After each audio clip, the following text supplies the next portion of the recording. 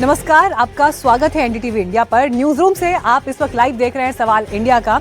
तो आज कार्यक्रम में बिहार की जो हलचल है उसमें सबसे बड़ी खबर क्या है कि देखिए, अशोक गहलोत लालू परिवार से मिले और इस बीच कल की प्रेस कॉन्फ्रेंस पर सबकी निगाह रहने वाली है। तेजस्वी यादव को क्या अनाउंस किया जाएगा सीएम का फेस, इसे लेकर हलचल बिहार में जबरदस्त है। लेकिन प्रोग्राम की शुरुआत आइए करते हैं उन तस्वीरों के साथ जो आज देश में सुर्खियों के केंद्र में भी हैं और राजनीति की नई परिभाषा भी कर रही हैं। पहली तस्वीर इस वक्त मैं आपको उत्तर प्रदेश के लखनऊ से दिखा रही हूं, जहां पर आप देख रहे हैं पतंगबाजी का आयोजन। दरअसल आपको बता दें कि इसमें लोग पतंगबाजी का उत्सव मना रहे हैं। लखनऊ के चौक इलाके में खुद पूर्व उप मुख्यमंत्री और राज्यसभा सांसद डॉक्टर दिनेश शर्मा ने इस कार्यक्रम का उद्घाटन करते हुए पतंगबाजी की और 8 पतंगे काट डाली। अगली तस्वीर का ये रुख करते हैं। दूसरी तस्वीर इस वक्त आपको वसई महाराष्ट्र से दिखा रहे हैं, जहां पे आपको एक व्यक्ति यहां पर छत्रपति शिवाजी महाराज के वेशभूषा में दिखाई दे रहा है, लेकिन सामने जिन लोगों से बात हो रही है उस बात में कई मैसेज छिपे हैं। मराठी नहीं आती, इस बात को लेकर कैसे टकराव की स्थिति बनी, जरा सुनिए। तुम्ही छत्रपतीला मान है ना, इकडे देत नाहीत ना, वसई एगुड़ई वसई। मैं तेरे को मान दिया ना हिंदी में बात करके, तो मेरे को तू सम्मान देना चाहिए ना महाराष्ट्र में मराठी बोल के। कितने साल हो गए तेरे को जॉब करके यहाँ पे? 2 साल। कितने साल हो गए? 2 साल। हाँ, मराठी क्यों नहीं सीखा? मराठी कहा नहीं है तुला?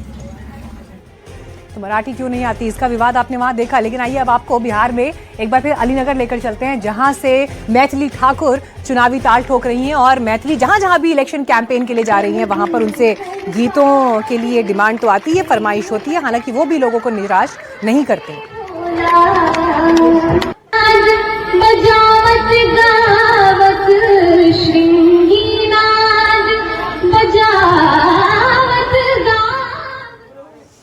आइए अब रुक करते हैं अगली तस्वीर का, और ये तस्वीर आपको हम दिखा रहे हैं उत्तर प्रदेश के मथुरा से, जहां पर देखिए दीपावली उत्सव अभी संपन्न हुआ है, तो उसके बाद किस कदर श्रद्धालुओं की भीड़ उमड़ आई है, जरा वो देखिए। मंदिरों के दर्शन करने लाखों की संख्या में लोग पहुंचे हैं और भीड़ की वजह से सारी व्यवस्थाएं भी ध्वस्त होती दिखाई दे रही हैं।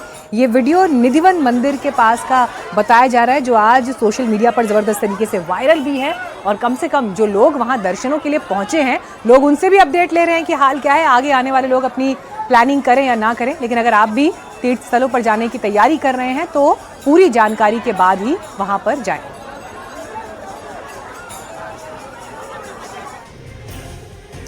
आइए अब रुक करते हैं आज की बड़ी खबर का, अगली खबर का।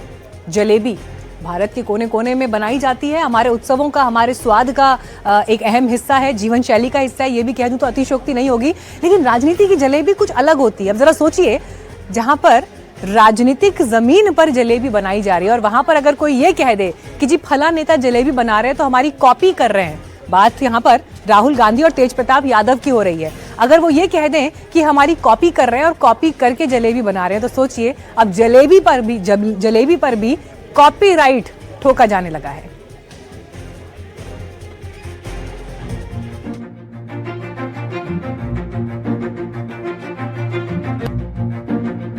बिहार चुनाव से पहले राहुल गांधी की ये तस्वीर लगातार चर्चा में है। बताया जा रहा है कि ये वीडियो दिवाली के दिन दिल्ली का है, जिसमें राहुल गांधी ने दिल्ली की एक मशहूर दुकान में पहुंचे।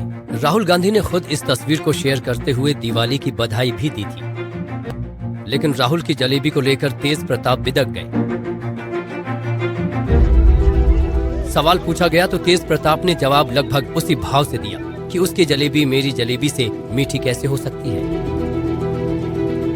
राहुल गांधी तो मेरा कॉपी कर रहे हैं। राहुल गांधी मेरा कॉपी करके जलेबी छान रहे हैं। राहुल गांधी जलेबी तो हम ही सिखाए हैं, तब वो जा छान रहे हैं। राहुल गांधी इसके पहले भी जलेबी की वजह से चर्चा में रहे हैं। राजनीति में दिए जाने वाले बयान भी जलेबी की तरह ही सीधे नहीं होते। जाहिर है राहुल गांधी और उनकी जलेबी पर तरह तरह के घुमावदार जलेबी नुमा बयान सामने आने लगे। जलेबी तो वहाँ पे भी जाके बांट रहे थे भैया, हरियाणा में क्या हुआ, हरियाणा के चुनाव के वक्त भी तो जलेबी खाने का ही ना काम कर रहे थे। तो जब उस वक्त उनको वो जलेबी हजम नहीं हुई, तो आज यहाँ पे छानने के बाद भी क्या होगा। हरियाणा के भी चुनाव में वो जलेबी खरीद रहे थे, इस बार छान रहे हैं। भगवान करे कि वो इसी तरह जलेबी छानते रहे। नहीं, सब प्रैक्टिस करते रहना चाहिए।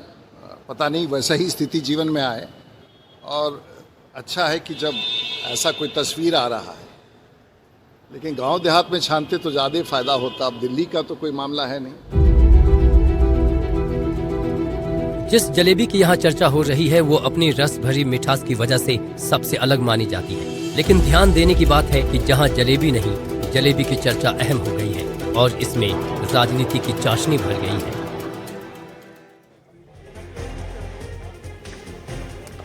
अब देखिए, राजनीति में ये बड़ा दिलचस्प है देखना कि जलेबी किस तरह से एक राजनीतिक विषय बन गई है। लेकिन जब तस्वीरों में चर्चाओं की बात हो रही तो कई तस्वीरें आज बिहार में चर्चा में रही हैं, जिसमें सबसे महत्वपूर्ण सियासत के जादूगर कहे जाने वाले अशोक गहलोत जब पहुंचे हैं, उन्होंने तेजस्वी यादव से मुलाकात की, लालू यादव से मुलाकात की। लेकिन इन मुलाकात की दो अलग अलग तस्वीरें जो सामने आई, उसने आज भरपूर चर्चा बटोरी है। आइए आपको वो तस्वीर भी दिखाते हैं और उसके बाद आप ये समझ पाएंगे कि किस चीज का जिक्र मैं यहाँ पर कर रही हूँ। क्योंकि देखिए, एक तस्वीर में आपको तेजस्वी यादव दिखाई दे रहे हैं और अशोक गहलोत उनके बिल्कुल पास मौजूद हैं, खड़े हैं। और सब जब आप इन तस्वीरों में देखें, देखिए इसमें आपको तेजस्वी के साथ अल्लावरू भी मौजूद दिखाई दे रहे हैं। लेकिन जो दूसरी तस्वीर जहां पर लालू यादव की मौजूदगी है, वहां पर तेजस्वी यादव, राबड़ी यादव, लालू यादव और अशोक गहलोत हैं। इस तस्वीर में आप देखिए अल्लावरू मौजूद नहीं है, क्योंकि कांग्रेस के प्रदेश अध्यक्ष के साथ में लालू यादव परिवार की खटपट चल रही है, टकराव की स्थिति है या नापसंद है। तो वो जो अटकलें थी उनको यहाँ पर बल मिलता हुआ दिखाई दे रहा है। दोनों तस्वीरें देखिए, संजय यादव हैं, कृष्णा अल्लावरू हैं, मंगीलाल मंडल, ये सब मौजूद हैं। और दूसरी तस्वीर में जहां पर लालू यादव के साथ मुलाकात हो रही है, वहां पर सिर्फ और सिर्फ अशोक गहलोत आपको बैठे हुए दिखाई दे रहे हैं। लेकिन अशोक गहलोत का यहां जाना अपने आप में प्रतीकात्मक रूप से बहुत अहम है। एक बार फिर आपको ये तस्वीर दिखा देते हैं जहां पे आपको कुमार गौरव, सुनील सिंह, तेजस्वी यादव, अशोक गहलोत, मंगीलाल मंडल, कृष्णा अल्लावरू, संजय यादव, ये सब दिखाई दे रहे हैं। और ये कहा जा रहा है कि देखिए, इस बैठक के बाद जो कंफ्यूजन था वो दूर हो गया है। लेकिन दूसरी तस्वीर में जहां पर लालू यादव हैं, उनके साथ सिर्फ और सिर्फ अशोक गहलोत आपको मुलाकात करते हुए दिखाई दे रहे हैं। आरजेडी नेता तेजस्वी यादव के साथ करीब 1 घंटे चली अशोक गहलोत की बैठक। साथ में कांग्रेस के बिहार प्रभारी कृष्णा अल्लावरू भी रहे। फिर ये दोनों लालू यादव से भी मिली। इन बैठकों के बाद अशोक गहलोत ने साफ कहा कि गठबंधन एकजुट होकर चुनाव लड़ने जा रहा है। बेशक 5 से 10 सीटों पर दोस्ताना संघर्ष हो सकता है। ऐसा माहौल बना दिया पूरे प्रदेश में, महागठबंधन में झगड़े हो गए हैं। कोई झगड़ा नहीं है, सब मिलके ही कैंपेन करेंगे और सब मिलके ही काम करेंगे और जीत के आएंगे, ये माहौल बना है। माना जा रहा है कि कांग्रेस और आरजेडी के बीच सख्त तोलमोल से बात बिगड़ने लगी। कांग्रेस 61 सीटों की मांग पर अड़ी रही, जबकि आरजेडी उसे 55 सीटें देने को तैयार है। उधर जेएमएम अपनी अनदेखी से नाराज होकर बिहार के गठबंधन से अलग हो गया। इस दौरान कई सीटों पर आरजेडी कांग्रेस दोनों के उम्मीदवार पर्चा भरते नजर आए। ये सब देखते हुए एनडीए के दल महागठबंधन की टूट का लगभग मजाक बनाते रहे। मुझे लगता है महागठबंधन के सहयोगियों को पूरा संकेत है कि आने वाले समय में कांग्रेस की कारगुजारियां क्या हो सकती हैं। और मुझे लगता है इस समस्याओं से विचलित होकर, विभ्रमित होकर श्री तेजस्वी यादव अब वो सारी बातें करना शुरू कर दिए हैं जो न सिर्फ उनके दावों की विश्वसनीयता पर प्रश्न चिन्ह लगाती है, बल्कि ऐसा लगता है कि चुनावी प्रक्रिया का माखौल उड़ाती है। मतभेद तो इनके खत्म हो। जिस तरीके से in fighting with in the alliance चल रही है महागठबंधन में, और जिसकी वजह से महागठबंधन पूरी तरीके से कोलैप्स हो गया, उसके बाद भी अगर इनको ऐसा लगता है कि ये सत्ता में आएंगे, तो मुझे लगता है कि ये मुंगेरी लाल के हसीन सपने जागते हुए भी ये लोग सपने देखने का काम कर रहे हैं। आज इतने दिनों के बाद तो इनको याद आया कि बिहार में चुनाव चल रहे हैं और मीडिया को आके कम से कम हम संबोधित करें और हम बताएं कि हम और क्या सोच रख रहे हैं। कहाँ थे इतने दिनों से ये लोग? एसी कमरे में बैठकर सिर्फ अपनी महत्वाकांक्षाओं के विवाद को सुलझाने का काम कर रहे थे। अभी थोड़ी देर पहले कांग्रेस के चुनाव प्रभारी अशोक जी भी आए। आज उनको याद आया है कि भैया वो चुनाव प्रभारी बने हैं जब पूरी तरीके से महागठबंधन खत्म हो गया, ध्वस्त हो गया, धराशायी हो गया। उसके बाद तो इनको याद आया कि आए हम लोग बैठे बातचीत करें। लेकिन दूसरे दौर के चुनाव के लिए नाम वापसी की आखिरी तारीख से ठीक पहले कांग्रेस आरजेडी अपना घर दुरुस्त करने में लग गए हैं। इस आपसी समझ के साथ कि कुछ सीटों पर आमने सामने होना पड़ा तो इसका असर बाकी सीटों पर नहीं पड़ने देंगे। असली तस्वीर गुरुवार को साफ होगी, जब पहले महागठबंधन की आधिकारिक घोषणा होगी और नाम वापसी की म्याद भी खत्म होगी। तब पता चलेगा कि 243 सीटों पर कौन कहां से लड़ रहा है और कौन किसके आमने सामने लड़ रहा है। पटना से प्रभाकर कुमार, एनडीटीवी। तो कैंडिडेट्स को लेकर सिर फुटबॉल का दौर तो आप देखिए यहाँ पर टिकट बढ़ जाने के बाद भी, नाम अनाउंस करने के बाद भी खत्म नहीं हो रहा, लेकिन सीएम फेस को लेकर चर्चा देखिए जबरदस्त है। और कल होने वाली प्रेस कॉन्फ्रेंस में, जो महागठबंधन की प्रेस कॉन्फ्रेंस होनी है, जिसके लिए अशोक गहलोत आज बिहार में मौजूद रहे, मुलाकातों के दौर चलते रहे, तेजस्वी यादव को कल सीएम के रूप में अनाउंस किया जा सकता है, महागठबंधन के कैंडिडेट के रूप में। ये खबरें इस वक्त चल रही हैं, बड़ी खबर इस वक्त आपको हम बता रहे हैं बिहार से। अब हालांकि देखिए तेजस्वी यादव का नाम, जो सोर्सेज हैं उनकी तरफ से बार बार ये कहा जाता है कि महागठबंधन के भीतर ये चर्चा जबरदस्त थी कि तेजस्वी यादव का नाम अगर अनाउंस किया जाता है तो इसका फायदा महागठबंधन को मिलेगा, लेकिन कांग्रेस की इस पर सहमति को लेकर सारा पेंच फंसा हुआ था। और इन सब के बीच देखिए बिहार में जो बीते चुनाव हुए हैं उनमें संभवतः ये पहली बार हो रहा है जब सीएम का फेस सामने नहीं है और उस आधार पर महागठबंधन चुनावी जमीन पर है। अमूमन चाहे एनडीए की तरफ से या ऑपोजिशन की तरफ से जब भी चुनावी जमीन पर ताल ठोकी जाती थी तो सीएम का नाम मोटे मोटे तरीके से सामने रहता ही था। चाहे अगर आप एनडीए देखें तो बार बार ये कहा ही जा रहा है ना, नीतीश कुमार की अगुवाई में चुनाव होना है, लेकिन महागठबंधन की तरफ से नाम सामने नहीं होने को लेकर एक असमंजस की स्थिति थी। तेजस्वी यादव और उनके सपोर्टर्स की तरफ से बार बार ये कहा जा रहा था कि वही सीएम फेस होंगे, लेकिन इस बीच अब कल की प्रेस कॉन्फ्रेंस और अशोक गहलोत की आज जो मुलाकातें हुई हैं, ये एक बड़ा डेवलपमेंट है। देखिए तेजस्वी तो 243 सीट पर चुनाव लड़ रहा है।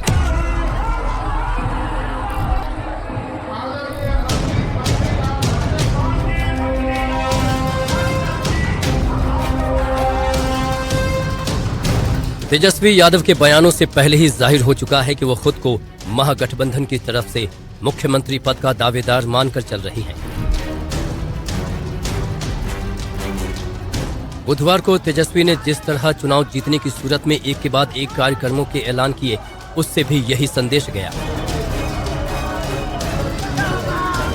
लेकिन आरजेडी की शिकायत यही है कि जब इतना मजबूत चेहरा सामने है तो कांग्रेस उसे घोषित करने में संकोच क्यों कर रही है। अब जाकर खबर आ रही है कि कांग्रेस की सहमति के बाद तेजस्वी को मुख्यमंत्री पद का उम्मीदवार घोषित किया जा सकता है। अशोक गहलोत और तेजस्वी यादव दोनों ने बस ये इशारा किया कि सारे मतभेद सुलझा लिए जाएंगे। कल प्रेस कॉन्फ्रेंस है, उसके अंदर तमाम क्लैरिटी रहेगी, जहाँ कन्फ्यूजन है वो समाप्त हो जाएगा। पूरा महागठबंधन एकजुट होकर चुनाव मैदान में उतर रहा है। पूरा थोड़ा एक कन्फ्यूजन पैदा कर दिया गया, कोई दम नहीं है। 243 सीटें हैं बिहार में। अब 243 सीटों में 5-10 सीटों में तो लोकल इश्यू भी होते हैं, कैंडिडेट का परसेप्शन भी होता है और फ्रेंडली फाइट हो सकती है।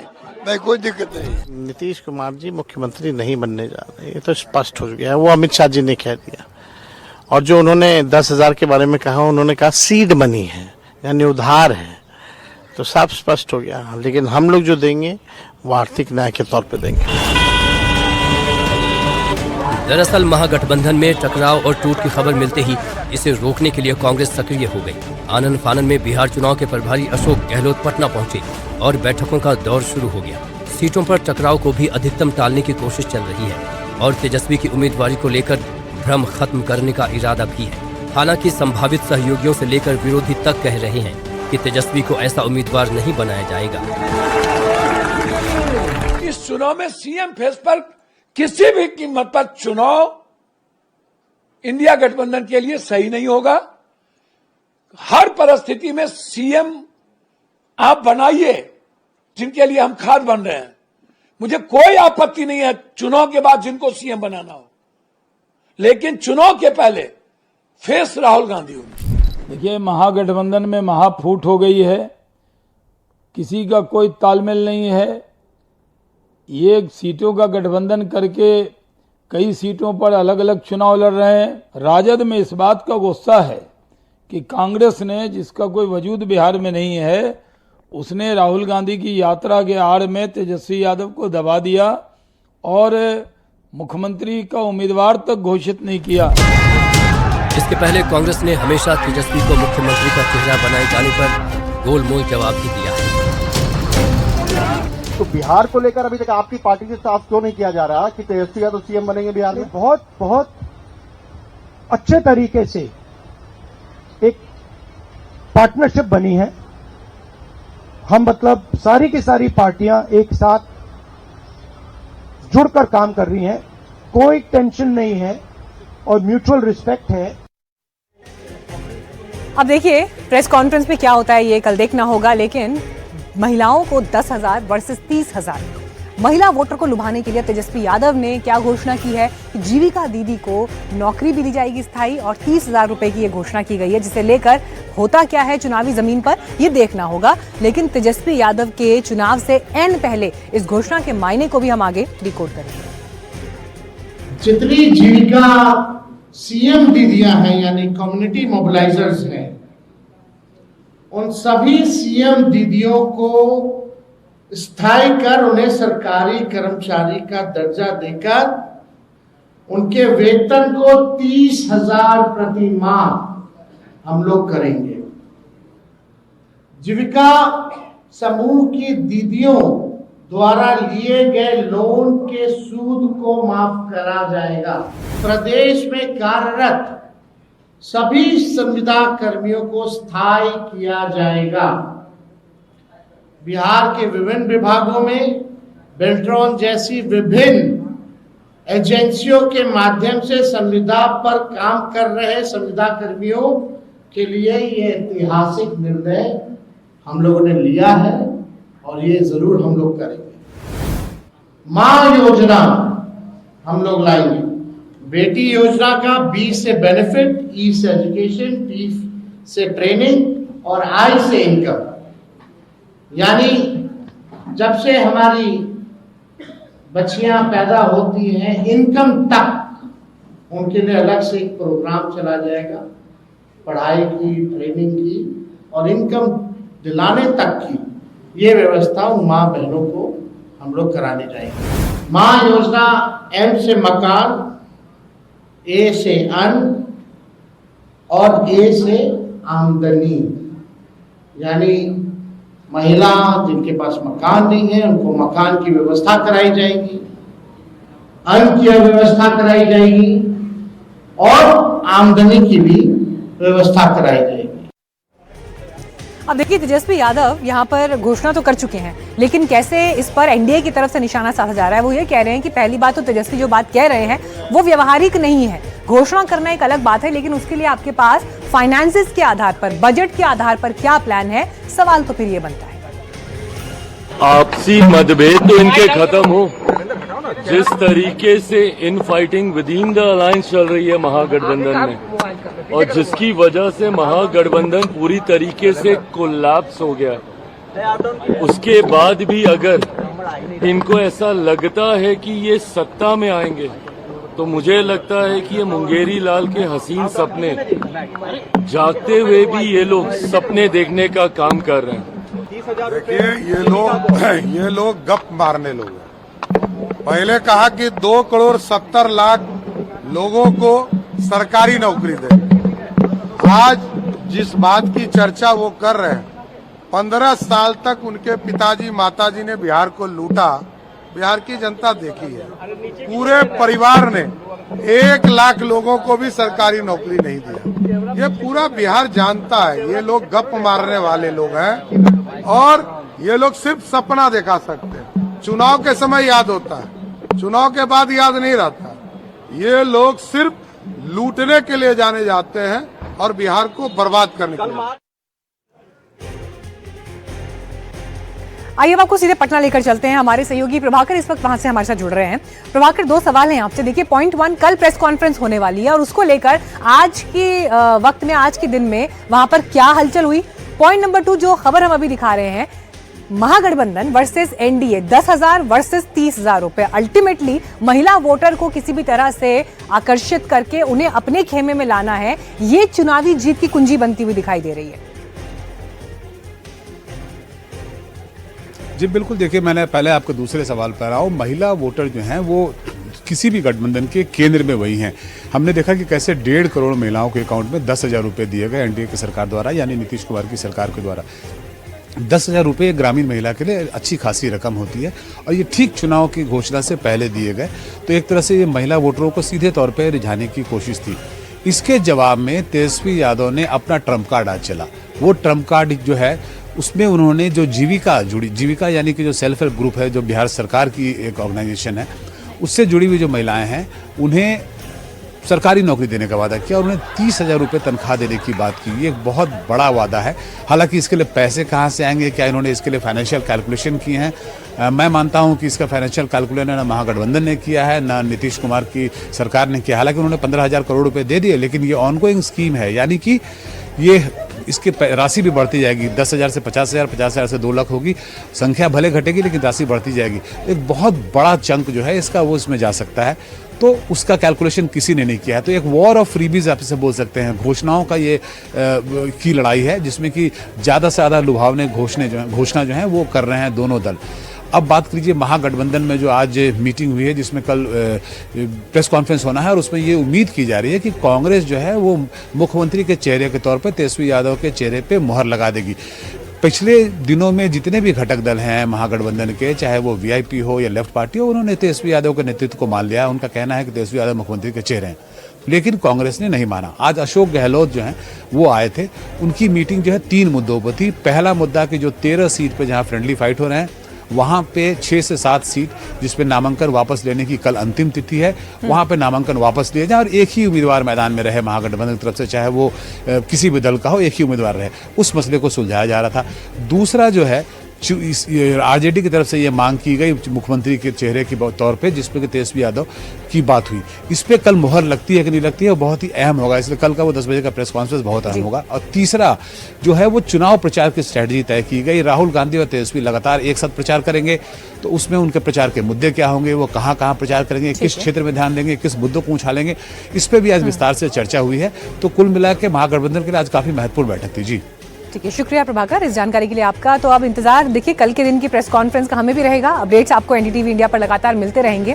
लेकिन आइए अब जरा दूसरे खेमे की बात करते हैं। दूसरे खेमे में मुख्यमंत्री नीतीश कुमार की बात, जिन्होंने कल अपने प्रचार के लिए जब शुरुआत की, मुजफ्फरपुर में वो मौजूद थे और मुजफ्फरपुर की सभा में खबर हमने कल भी आपको दिखाई थी कि घटना हुई, बहुत मामूली सी घटना थी यूं तो, लेकिन कैसे एक मामूली घटना भी राजनीति में मुद्दा बन जाती है, ये अपने आप में एक मिसाल है। वहां की कैंडिडेट के लिए वो प्रचार कर रहे थे, गले में माला डालने को लेकर एक मोमेंट जो स्टेज पर क्रिएट हुआ, उसे लेकर नीतीश कुमार की सेहत, उनके मानसिक स्वास्थ्य तक पर फिर से प्रश्न चिन्ह लगा दिए गए।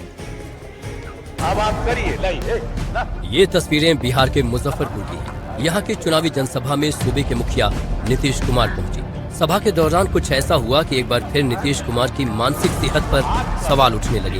हुआ कुछ यूं कि रैली में नीतीश कुमार ने जब बीजेपी उम्मीदवार रमा निषाद को माला पहनाने की कोशिश की, तो जेडीयू के संजय झा ने रोकने की कोशिश की। इसके बावजूद नीतीश ने उन्हें माला पहना दी और मुस्कुराते हुए माइक पर आकर कहा कि गजब आदमी है भाई। आगे इस सभा में नीतीश कुमार ने कहा,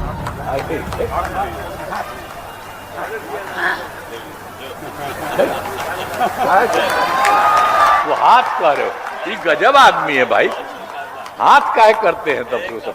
तो इसीलिए हम तो कहेंगे कि जिताइए, तो जिताइएगा ना, सब ठीक से ना, फिर आप बहुत आगे बढ़िएगा और हम लोग पूरा और ज्यादा सहयोग और केंद्र का भी सहयोग मिलता रहेगा, बहुत आगे बढ़ेंगे, किसी चीज की कोई कमी नहीं रहेगी। हम तो आपके लिए करते ही रहते हैं। इन्हीं शब्दों के साथ आप सबको बहुत बहुत बधाई देते हुए, और आपने कह दिया है इनको जिताएंगे, इसके लिए मैं आपका नमन करता हूं।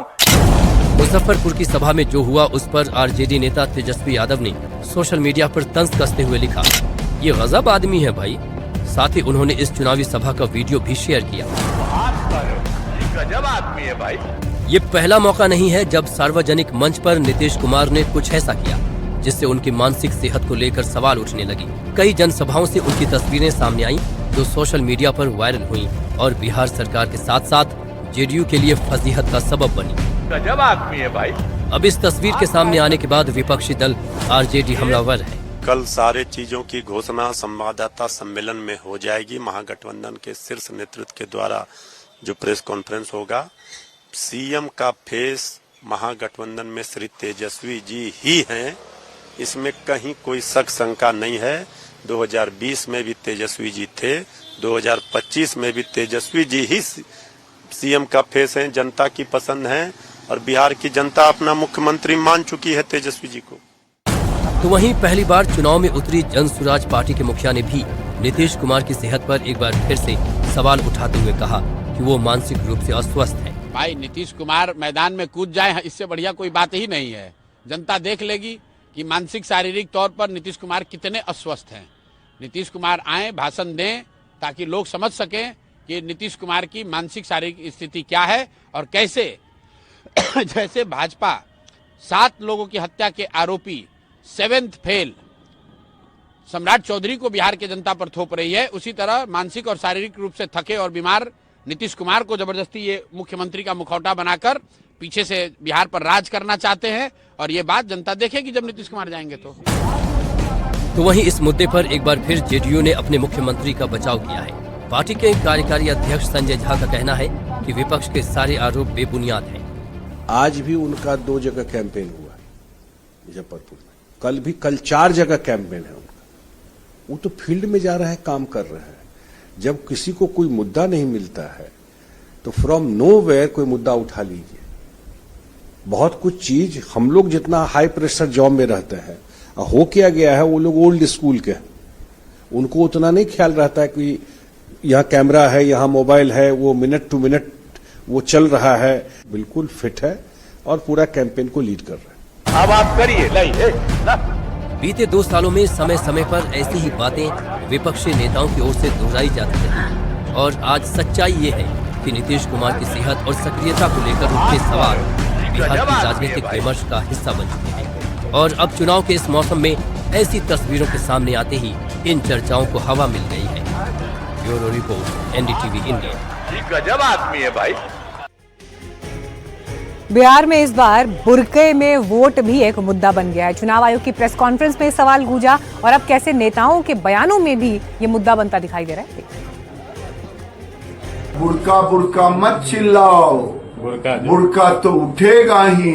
और वो गाना गाओ, पर्दा जो उठ गया तो सब भेद खुल जाएगा, फर्जी बेनकाब हो जाएगा।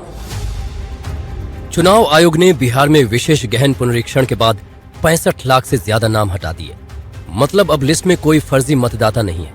आयोग ने भी नहीं कहा कि लिस्ट में घुसपैठियों के नाम भी शामिल थे, लेकिन बीजेपी सांसद गिरिराज सिंह बुरके के बहाने घुसपैठियों की पहचान करने की लगातार वकालत कर रहे हैं। एक बार फिर से सुनिए बुरके के बहाने वो किस पर निशाना साध रहे हैं।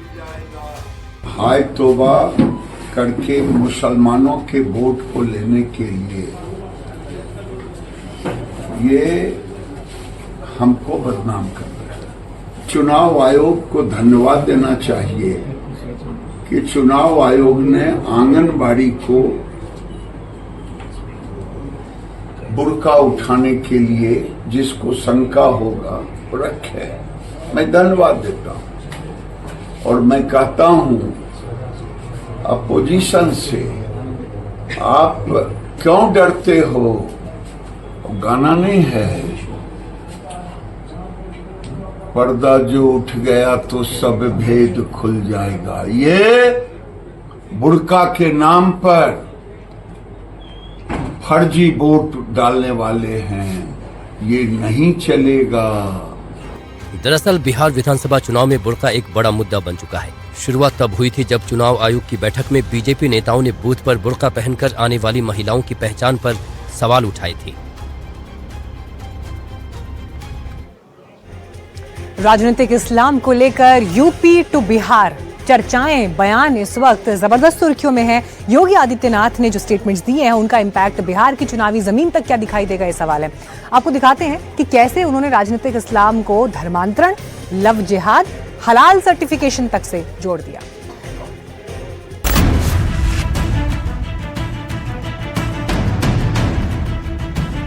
आप जब कोई सामान खरीदते हैं तो सामान खरीदते समय एक चीज जरूर देखिए, क्या उसमें हलाल सर्टिफिकेशन तो नहीं लिखा हुआ है। यानी हर वस्तु में हलाल सर्टिफिकेशन। हमने यूपी में बैन किया है। मुझे लगता है कि आज यूपी के उत्तर प्रदेश के अंदर कोई उसको खरीदने का या कोई बेचने का दुस्साहस नहीं करेगा। लेकिन आप आश्चर्य करेंगे, साबुन का भी हलाल, कपड़े का भी हलाल, दिया सिलाई का भी हलाल। और हमने जब कार्रवाई प्रारंभ की, 25,000 करोड़ रुपए देश के अंदर हलाल सर्टिफिकेशन से होता है और भारत सरकार की या राज्य सरकार की किसी भी एजेंसी ने उन्हें मान्यता नहीं दी है। बिहार चुनाव से ठीक पहले योगी के इस बयान से सियासी घमासान शुरू हो गया है। जाहिर है इसका सीधा असर चुनावों पर होगा और ऐसे बयानों से बिहार चुनाव की दशा और दिशा बदल सकती है। योगी ने साफ शब्दों में राजनीतिक इस्लाम और हलाल सर्टिफिकेशन पर वार किया। कहा इससे होने वाले मोटे मुनाफे का इस्तेमाल देश में आतंकवाद फैलाने, लव जिहाद और धर्मांतरण के लिए हो रहा है। बलरामपुर के जलालुद्दीन उर्फ छंगूर का जिक्र करते हुए सीएम योगी ने कहा कि छांगूर के पास अवैध धर्मांतरण के लिए पैसा इसी हलाल सर्टिफिकेशन से आ रहा था और ये तो सिर्फ एक नमूना है। लेकिन ये राजनीतिक इस्लाम वही है जो छांगुर के रूप में डेमोग्राफी को चेंज करके राष्ट्र माता के टुकड़े टुकड़े करने की मंशा के साथ कार्य कर रहा है।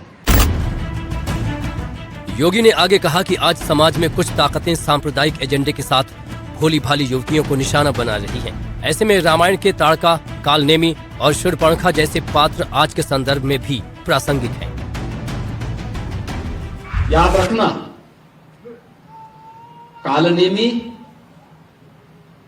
ताड़का और शूर्पणखा, ये तीन जो पात्र हैं रामायण कालखंड के, इनकी प्रासंगिकता समाज तोड़ने के बारे में वह हर युग में रही है और वह हर युग में उस रूप में अपनी मौजूदगी से अपने षड्यंत्रों को अंजाम देने के लिए तैयार करते रहे। योगी ने साफ कर दिया कि हलाल सर्टिफिकेशन के एक एक पैसे का इस्तेमाल देश के खिलाफ ही साजिश के लिए हो रहा है। साथ ही उन्होंने राजनीतिक इस्लाम पर बड़ा बयान देते हुए कहा कि देश में ब्रिटिश उपनिवेश की चर्चा होती है, फ्रांसीसी उपनिवेश की चर्चा होती है, लेकिन राजनीतिक इस्लाम की चर्चा नहीं होती है, जिसने सनातन आस्था पर सबसे ज्यादा कुठाराघात किया। राजनीतिक इस्लाम की कहीं चर्चा नहीं होती। जिसने आस्था पर कुठाराघात किया, यानी ब्रिटिश उपनिवेशवाद के खिलाफ हम लड़े थे, हमारे पूर्वज लड़े थे। फ्रांस के उपनिवेशवाद के खिलाफ हमारे पूर्वज लड़े थे, लेकिन राजनीतिक इस्लाम के खिलाफ भी हमारे पूर्वजों ने लड़ाई लड़ी थी। मुख्यमंत्री योगी के बयान को संत समाज से पूरा समर्थन मिल रहा है। हनुमानगढ़ी के महंत राजू दास ने जनता से अपील की है कि हलाल प्रोडक्ट किसी भी कीमत पर न खरीदें। उत्तर प्रदेश के यशस्वी मुख्यमंत्री योगी आदित्यनाथ जी महाराज ने सही कहा कि हलाल प्रोडक्ट नहीं खरीदना चाहिए, क्योंकि हलाल प्रोडक्ट पे जिस प्रकार से आतंकवाद द्वारा फंडिंग की जाती है कि जो भी व्यक्ति हलाल प्रोडक्ट खरीदता है उससे जो भी धन आता है वो तमाम देश तोड़ने की साजिश, धर्मांतरण, लव जिहाद, यहाँ तक कि देश में किस प्रकार से दंगे फसाद बवाल कराए जाए उस पर पैसे खर्चे किए जाते हैं। निवेदन करता हूँ सभी भारत में रहने वाले लोगों से कि हलाल प्रोडक्ट किसी भी कीमत पे मत खरीदें। तो वहीं इस मुद्दे पर वीएचपी का कहना है कि हलाल के नाम पर देश में कई एंटी नेशनल अड्डे बन गए हैं और योगी जी के इस बयान को गंभीरता से लेना चाहिए। तो हलाल मीट ही नहीं है जी, हलाल के नाम पर भवन बनने लग गए, हलाल के नाम पर जो है वो व्यापार होने लग गए कि भी हम हलाल से ही व्यापार करेंगे।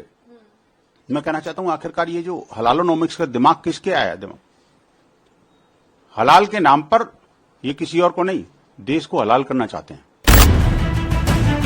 हलाल सर्टिफिकेशन और राजनीतिक इस्लाम पर योगी के तीखे बयानों से सियासी गर्मी बढ़ गई है। समाजवादी पार्टी ने योगी पर पलटवार करते हुए कहा कि मुख्यमंत्री जी को समय निकालकर इस देश का इतिहास पढ़ना चाहिए। इस देश को बनाने में हिंदू, मुस्लिम, सिख, ईसाई सबका खून पसीना लगा है। आप धर्म के आड़ पर उत्तर प्रदेश में पिछड़े और दलितों का आरक्षण कौन छीन रहा है, कौन उनका हक खा रहा है, तो उसका एक ही नाम है, योगी आदित्यनाथ। तो इसलिए इतिहास जब तक आप ठीक से नहीं पढ़ेंगे, तो आपको कैसे पता चलेगा कि राणा प्रताप के सेनापति मुस्लिम थे जब हल्दी घाटी में युद्ध हुआ? हलाल सर्टिफिकेट खराब है तो वहीं इस मुद्दे पर कांग्रेस ने बीजेपी पर वार करते हुए कहा है कि बीजेपी बेरोजगारी, शिक्षा, कानून व्यवस्था जैसे मूल मुद्दों से ध्यान भटकाने के लिए ऐसे मुद्दे उठा रही है। और अगर हलाल सर्टिफिकेशन गलत है तो क्यों नहीं केंद्र की मोदी सरकार देश भर में इस पर बैन लगा देती है। अगर हलाल सर्टिफिकेट खराब है तो हलाल सर्टिफिकेट को पूरे देश में बैन क्यों नहीं किया नरेंद्र मोदी जी की सरकार ने? क्यों आप उस सर्टिफिकेट को रख के चलते हैं? और हलाल का सर्टिफिकेट अगर कोई लोग नहीं लेंगे तो क्या हराम का सर्टिफिकेट लेंगे? ये लोग अंग्रेजों के उपनिवेश की बात नहीं करेंगे जिन्होंने हमारा पूरा देश लूट लिया। ये लोग फ्रांसीसी उपनिवेश का बात नहीं करेंगे जो सब कुछ हमारे यहां से खनिज संपदा ले गए। ये लोग सिर्फ अपनी राजनीति के लिए हिंदू मुसलमान की बात करेंगे। यूपी की राजनीति में सांप्रदायिक ध्रुवीकरण बहुत तीखा है। अब तक बिहार इससे कुछ दूर खड़ा रहा है। अब देखना है कि हलाल राजनीतिक इस्लाम की ये बहस किसे झटका देगी। राजनीतिक इस्लाम से लेकर धर्मांतरण और लव जिहाद से लेकर दीपोत्सव, ये वो सारे मुद्दे हैं जिसको योगी आदित्यनाथ भले ही उत्तर प्रदेश में उठा रहे हों, लेकिन इसका असर आने वाले बिहार विधानसभा चुनाव में भी देखने को मिल सकता है, क्योंकि योगी आदित्यनाथ भारतीय जनता पार्टी के बिहार में स्टार कैंपेनर हैं। उनकी खूब डिमांड है। वो इससे पहले बिहार जा भी चुके हैं और आने वाले दिनों में उनकी ताबड़तोड़ रैलियां होने वाली हैं। ऐसे में योगी बिहार पहुंचेंगे, इन मुद्दों को उठाएंगे, मंच पर तालियां बटोरेंगे और असर पैदा करने की कोशिश करेंगे। देखना होगा कि उनके इन बयानों का बिहार में कितना असर होता है। लखनऊ से कैमरा पर्सन वीरेंद्र सैनी के साथ रणवीर, एनडीटीवी इंडिया। आइए बात करते हैं खेसारी लाल यादव की, जो आरजेडी के टिकट पर चुनावी मैदान में है, लेकिन उनके विरोधी उनके विवादित भोजपुरी गीतों की क्लिप्स वायरल कर करके उनका जीना मुश्किल किए हुए हैं। ऐसे में आज जब उनसे सवाल पूछा गया इसी विषय पर तो उन्होंने माना कि उनसे गलती हुई। शत्रुघ्न जी, आप चुनाव लड़ रहे हैं, एक नाम आपका शत्रुघ्न है और एक नाम खेसारी है। आपको आपका कौन सा नाम ज्यादा याद है? मेरे लिए मेरा नाम इम्पोर्टेंट नहीं है। मेरे लिए मेरा नाम जानना जरूरी नहीं है। मैं कितना बेहतर इंसान हूँ, मुझे अपने इंसानियत का हमेशा फक्र होता है और होना भी चाहिए सबको कि आप इंसान बेहतर बनो, उसके बाद दुनिया तो आपको अपने नाम से जानी जाएगी। दुनिया जो नाम मुझे दिया उसका नाम खेसारी था, मेरे माँ बाप ने जो नाम दिया उसका नाम शत्रुघ्न था, और शायद भगवान को यही मंजूर था कि मैं कभी चुनाव लड़ना नहीं चाहता था। मेरे जीवन में कभी राजनीति थी ही नहीं, बट पता नहीं भगवान चाहता क्या है मेरे से, नहीं पता मुझे, और मुझे क्यों यहाँ भेजा, कैसे भेज दिया, नहीं पता है मुझे। कैसे बनेगा बेहतर छपरा, क्या करेंगे आप? छपरा मेरे बनाने से बेहतर नहीं होगा, हम सबको मिलके बनाना पड़ेगा। जब से आप चुनाव मैदान में आए हैं, आपके विरोधी आपको टारगेट करने के लिए आपके कई गानों के क्लिप्स वायरल करते हैं, आपके डांस के क्लिप्स वायरल करते हैं। जब आप उन वीडियोस को देखते हैं आपको कैसा महसूस होता है? बुरा लगता है? मुझे एज ए कलाकार बिल्कुल बुरा नहीं लगता। मैं एज ए कलाकार देखूं तो एक संगीत का दौर था, संगीत का दौर है, और संगीत में कुछ भी गलत नहीं होता है। लोगों के मनोरंजन के लिए मैंने वो किया, मुझे वो समझ नहीं थी। वो संगीत का विषय है, ये विकास का विषय है।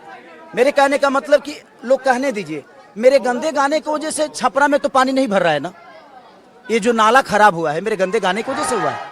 आज बच्चों का शिक्षा बर्बाद मेरे गंदे गानों से हो रहा है। आज अस्पताल जो लूजर हुआ है, अस्पताल की व्यवस्था बेहतर नहीं है, वो मेरे गंदे गानों की वजह से नहीं ना। तो ये अलग विषय है और मेरे गाने और इंटरटेन अलग विषय है, उससे इसका लेना देना कुछ नहीं है। मैं इंसान कितना बेहतर हूँ ये सबको पता है, मैंने अपने गरीबी देखी है, इसलिए मुझे गरीबों का दर्द पता है। लेकिन क्या आपको अफसोस है उस तरह के गानों का कोई? देखिए एक बात बताएं, हम जब बचपन में होते हैं ना तो हम अपने माँ बाप के साथ भी बहुत गलतियां करते हैं। वो एक गलती थी, वो गलती है, बट ये विषय अलग है, वो विषय अलग है।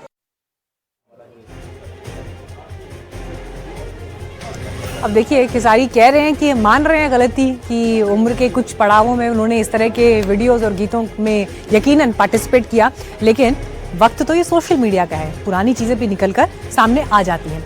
लेकिन अब बात करते हैं वर्तमान की। छठ की तैयारियां जोरों पर है और इस बीच रेलवे के कंधों पर भी बड़ी जिम्मेदारियां, क्योंकि बड़ी संख्या में लोग अलग अलग शहरों से पटना पहुंचते हैं, बिहार के अलग अलग हिस्सों में पहुंचते हैं, और ऐसे में 12,000 स्पेशल ट्रेन चलाई जाएंगी। उसके अलावा रेल मंत्री अश्विनी वैष्णव ने भी नई दिल्ली रेलवे स्टेशन का जायजा लिया।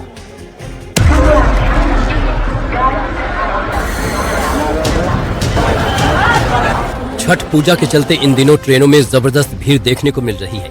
साल भर अपने घरों से दूर रहने वाले लोग इस त्योहार के चलते देश के कोने कोने से अपने घर आते हैं, जिसके चलते रेलवे स्टेशनों पर भारी संख्या में भीड़ भी देखने को मिलती है।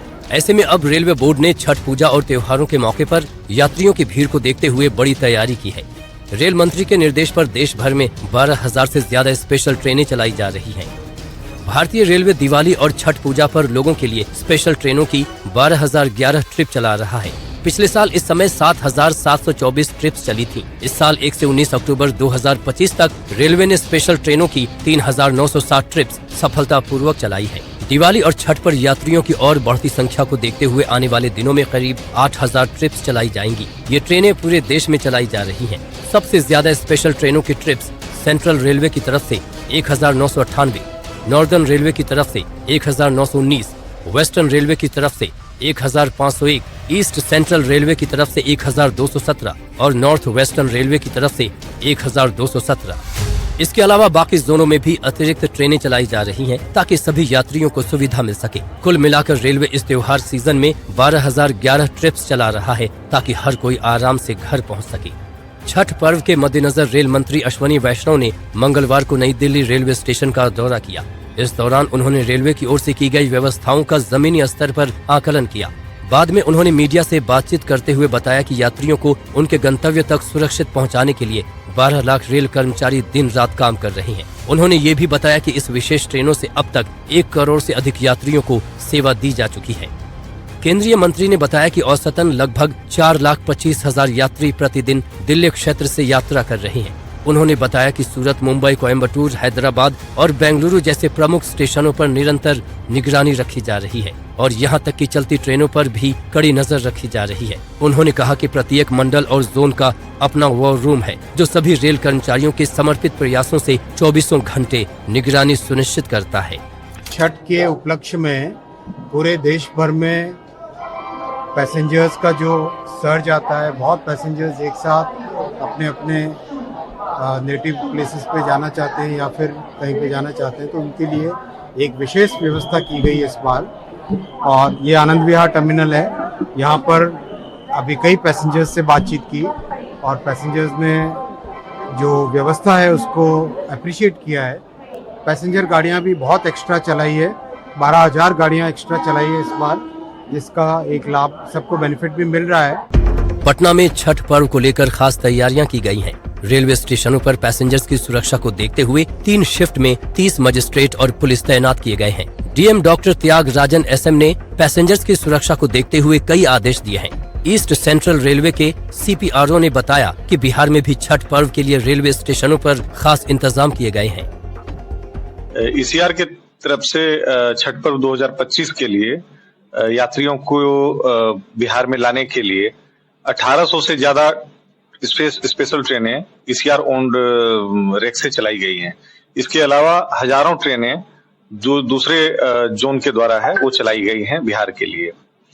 हम लोग यात्रियों के बेहतर उनके निकासी के लिए और फिर उनके यहाँ से जाने के लिए हम लोग स्टेशनों पर होल्डिंग एरिया बनवा रहे हैं ताकि यात्री वहां पर आराम कर सकें और वापस उनको जाने में कोई परेशानी न हो। स्पेशल ट्रेनों का वो वहां पर इंतजार कर सकें।